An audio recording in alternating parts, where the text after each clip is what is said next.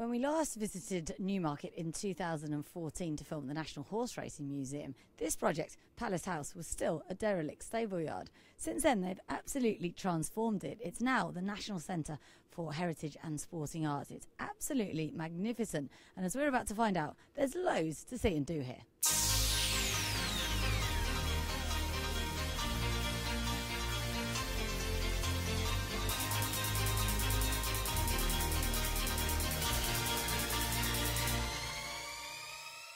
Palace House, which is a short walk from the old National Horseracing Museum on Newmarket High Street, was officially opened by the Queen on November the 3rd, 2016, 2 years after work started on the rundown site. Since then, some 17,000 visitors have come through the doors during the first 7 months of business. So it's been a bright start, as director Chris Garibaldi explains. It's very exciting to have got to this stage. We've been open for just over 7 months now, and we've already been shortlisted as a finalist in the Art Fund Museum of the Year prize. So that's for us is huge and a real validation of all the work we've done to get this project off the ground. It's been 2.5 years of building, and then this extraordinary effort from so many people to bring the galleries together. And it's so exciting to now be standing in the National Heritage Centre for Horse Racing and Sporting Art at Palace House, open. We should talk a bit about Palace House itself, because it's looking magnificent, and that's sort of been a focal point of the project. Absolutely. I think it's really important to look at the royal connections of Newmarket. It's been a royal town since James I came here at the beginning of the 17th century, and the building that we're actually in is the last element of the racing palace of Charles II, built in 1671.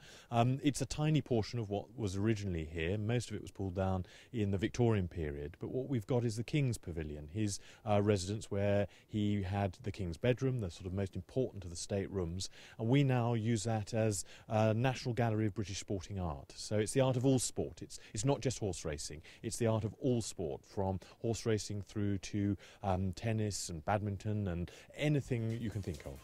Palace House, a Grade 2 listed building, is what remains of Charles II's sporting palace.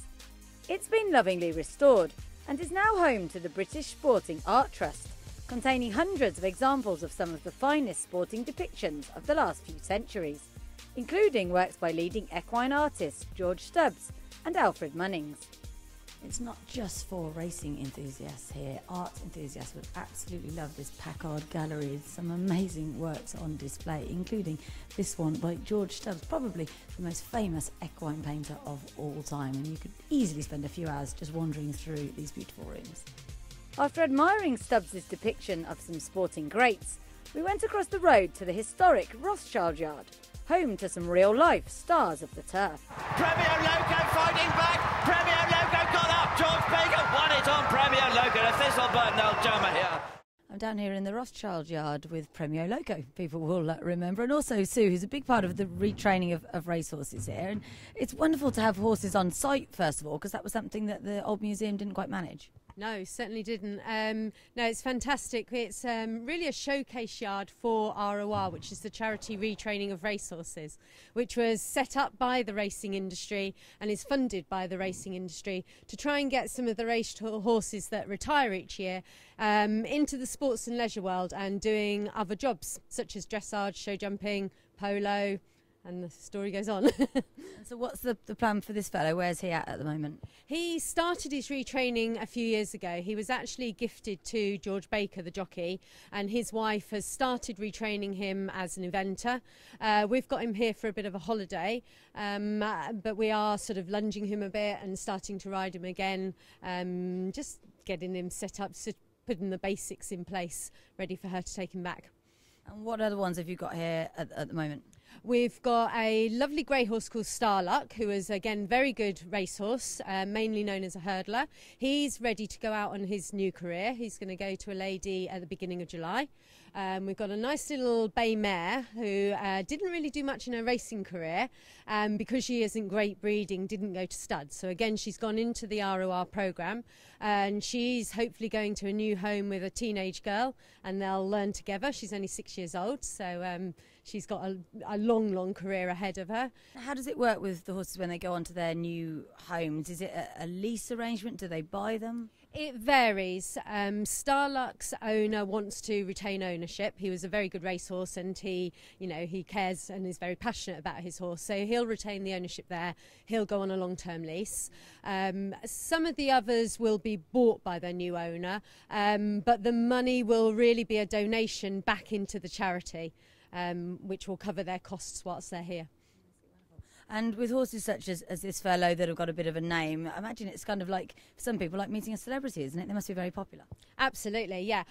He's one, Starluck people have heard of. And also at the moment we've got a very well-known national hunt horse called Our Vic, who's now 19. So he's fully retired. He's again here on holiday from the British Racing School. And yeah, you're right, a lot of people do come here because of him. They come to see him, they've had a gamble on him in the past, and they come to sort of do what we call our meet and greets, and to pat him, give him a carrot and have a photo taken with him. After saying goodbye to multiple Group 2 winner Premio Loco, we moved on to one whose career on the track stopped before it started. Retraining of racehorses do 2 demos per day here in the Sir Peter O'Sullivan Arena, and this horse is of particular interest to us because he's come from Shadwell. He's a 4-year-old son of Street Cry. He was in training with John Gosden, didn't quite make it to the track, so now he's embarking on hopefully a new lease of life and a new career under the care, for the moment, of Sue here, and so he's looking pretty good at the moment, but this is very much early days. He's only been here around a week.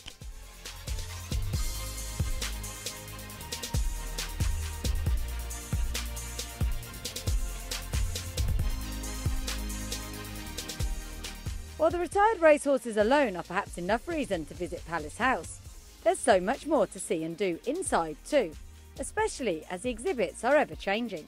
We're in the temporary exhibition space here at Palace House, and they plan to have 2 major exhibitions a year, and this one at the moment is by Chris Smith. It's 50 years of his work, and it's entitled Sporting Gods, and not all racing, but some pretty prominent racing figures in here, including the great Lester Piggott, looking particularly intense there, and also Sir Henry Cecil, some memories of him. That's particularly famous, a picture with Lester Piggott. And then if we move around here, they also recognise one of the greats of the jumping game. There he is himself, Arkle.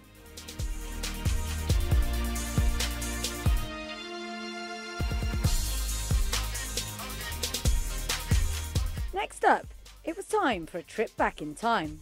The museum has got 10,000 objects. They're not all on display at any one time, but some of them take right back to the very start of racing. And this particularly interests me. It's the Newmarket matchbook from 1718, and this is when noblemen would race just one horse against another horse, often several times in one afternoon, in order to decide who had the fastest animal. And some of these things are pretty precious, and also, I imagine, pretty hard to read. Helpfully though, there's a video that tells you all about it, and there's lots of very interactive elements of this particular gallery, and the video goes right back to when racing was created as the sport of kings, which we still call it today. The museum's success is thanks in part to its many benefactors, some of whom are commemorated on site. This is the Mactoum Gallery, and it celebrates everything that makes the thoroughbred so special, what it is that makes them such a good equine athlete. Therefore, there's a lot about the anatomy of the horse and the real science behind them, and I've always liked this ever since I saw it in the old museum. This is Hyperion, his skeleton. He raced in the 1930s. Wasn't a very big horse, as you can see there, just 15 hands, but one of the greatest ever to race. He won the Derby and the St Leger, so that gives you a pretty good idea of exactly what a horse's bones look like. And there's also quite a few interactive things here as well for children, to give them more of an idea as well. And apparently one of the most popular things in the whole museum is this video, which I think has got some wonderful shots of horses really moving using all of their muscles, and that apparently is something that goes down particularly well with their many visitors. So Bryony, tell us about this gallery, because I understand it's one of the most popular parts of the museum, and it really sort of describes the science behind racing, if you like. Yes, that's right. It's been really well received, which we're pleased about, because it's something we weren't really able to display in the old museum. So we've really been able to focus on the science of racing, the science of the thoroughbred. And this gallery covers the anatomy and physiology of the horse, what makes a thoroughbred such an amazing racehorse. But we also cover the pedigree and the genetics of the racehorse. So there's a lot of research into genetics in thoroughbreds and kind of understanding their blueprint, if you like. And what does make the thoroughbred so special? I mean, it's not that easy to explain, but what would be the sort of major themes? So there's some key things that you can look at. So they have bigger hearts than the average horse, which obviously helps them pump more blood around the body, get more energy to those exercising muscles. They have more skeletal muscle than other horses. About over 50% of their muscle mass is skeletal. They have big lungs as well, so they can get a lot of oxygen around their body, again helping that energy to the muscles.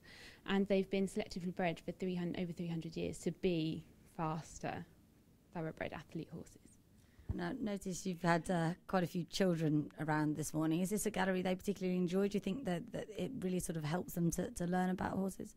I really hope so. They seem to really enjoy it. We've got a lot of hands-on activities, and the kind of idea was to get some often quite complex subjects across in a familiar context. So through using the horse, a lot of them used seeing horses around town, they're familiar with racing, so using that as a subject area that they could engage with genetics, with physiology, with anatomy, and it seems to be working well. Before we left, there was a chance to embark on a promising riding career. Or maybe not. The team here won't let me leave without having a go at their famous racehorse simulator. Now, I know from also going on it a few years ago that I'm rubbish at this, but we'll give it a go and see if I've improved since 2014, possibly. It gives you real admiration for jockeys, this does, because it's really difficult. So I'm going pretty slowly, as you can see. I might go a little bit quicker in a minute, but I'm told there was a 90-year-old lady on this last week, and she went a bit quicker than I am. That's correct. Last Tuesday. And children, how do they get on? Good. Our children over 5 are allowed to go on it moving. Mm-hmm. And there's a 6-year-old who went up to the fastest number 5 on Saturday. And there was a 9-year-old as well who was on it about 10 times. And how fast does it go? It's about 30 miles an hour. 30 miles an hour, okay. All right, let's probably try and go a little bit faster then.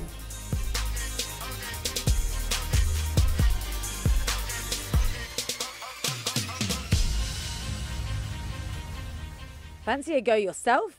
Yearly admission costs just 78 dirhams, and the museum is open 364 days a year, excluding December 25th.